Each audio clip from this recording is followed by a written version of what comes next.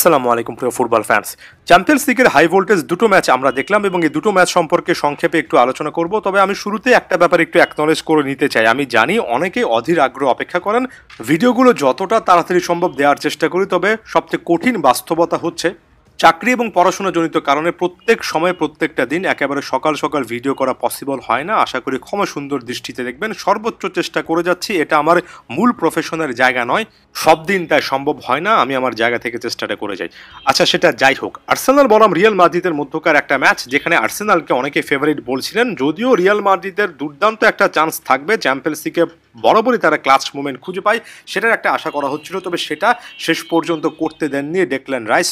দুটো দুর্দান্ত free kick থেকে গোল করেছেন। চ্যাম্পিয়ন্স লিগের নকআউট স্টেজের ম্যাচে এর আগে একই ম্যাচে দুটো ফ্রি কিক থেকে গোল একজন প্লেয়ার কি করতে পেরেছেন, সেটা নিয়ে আসলে বিস্তর আলোচনা করা যায়। সত্যিকার অর্থে এখানে রাইসের দুটো ফ্রি কিকের কাছে কিন্তু রিয়াল মাদ্রিদ অনেকটুকু পিছিয়ে পড়লো। স্কোর লাইনটা যদি 2-0 হতো, যদি মিকেল মেরিনোর গোলটাও না আসতো, তারপরও এই জায়গা থেকে হয়তোবা রিয়ালকে এখনও সুবিধাজনক অবস্থানে না বললেও যে কোনো মুহূর্তে কামব্যাক করতে পারে, সেটা বলা যেত। এখনও তারা কামব্যাক করার অ্যাবিলিটি রাখে, তবে 3-0 ব্যবধানটা আসলে পরিষ্কার ব্যবধান। রিয়াল মাদ্রিদে সান্তিয়াগো বার্নাব্যুতে অবশ্যই লম্বা একটা সময় পার করতে হবে, তবে আর্সেনাল যথেষ্ট আত্মবিশ্বাস নিয়ে সেখানে কিন্তু যেতে পারে। দেখুন, ম্যাচের গতিপথে রিয়াল মাদ্রিদের গোলকিপার থিবো কোর্তুয়া তার জায়গা থেকে তার কাজগুলো কিন্তু ঠিকই করছিলেন। যেমন সম্ভবত 43-44 মিনিটে একবার দেখেছি ডবল সেভ করেছেন, এবং সেকেন্ড হাফে এসে আরেকবার তো প্রায় ডবল ট্রিপল সেভ করেছেন, অর্থাৎ দুটো অকেশনে, একবার ফার্স্ট হাফে আরেকবার সেকেন্ড হাফে থিবো কোর্তুয়া একের পর এক শট ঠেকিয়েছেন। তার জায়গা থেকে তিনি কিন্তু দুর্দান্ত লেভেলে পারফরমেন্স দিয়েছেন বলে আমার কাছে মনে হয়। বাকি ডিপার্টমেন্টগুলোতে আসলে রিয়াল মাদ্রিদ কাজের কাজ কিছু করতে পারেনি। যেমন 30তম মিনিটের সময় জুড বেলিংহাম একটা খুবই ভালো বল বাড়িয়েছিলেন কিলিয়ান এমবাপ্পের উদ্দেশ্যে, যেখানে তিনি গোলকিপারকে একা পেয়েছিলেন, সেটা ফিনিশ করে আসা উচিত ছিল। ভিনিসিয়াস জুনিয়র এদিন সেরা ছন্দে ছিলেন না। মিডফিল্ডেও যে যথেষ্ট ডমিনেট করতে পেরেছে রিয়াল মাদ্রিদ, ব্যাপারটা সেভাবে বলার সুযোগ নেই, তবে তারপরও রিয়াল খেলায় ছিল। ডেকল্যান রাইস 58তম মিনিটের সময় যে ফ্রি কিক থেকে গোল করেছেন, খুব একটা বেশি ফ্রি কিক স্পেশালিস্ট টেকার হিসেবে তার নাম ডাক নেই, তবে 70তম মিনিটের সময় একেবারে ফুল স্ট্রেচ থিবো কোর্তুয়াকে যেভাবে বিট করেছেন, ডেকল্যান রাইস তার ফ্রিকিং থেকে অ্যাবিলিটি নিয়ে আরেকটু কাজ করতে পারেন।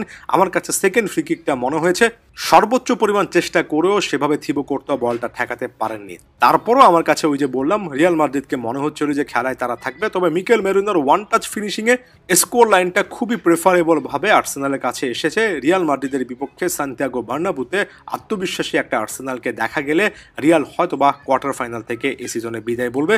যদিও আমি জানি স্কোর লাইনটা 3-0 হলো, রিয়াল মাদ্রিদ নিজেদের ঘরের মাঠে এটা চেঞ্জ করতে চাইবে, তবে আর্সেনাল ক্লিয়ার কাট ভাবে যথেষ্ট পরিমাণ এগিয়ে থাকে একটা সিচুয়েশন, কমফোর্টেবল একটা সিচুয়েশনে পৌঁছে গেল।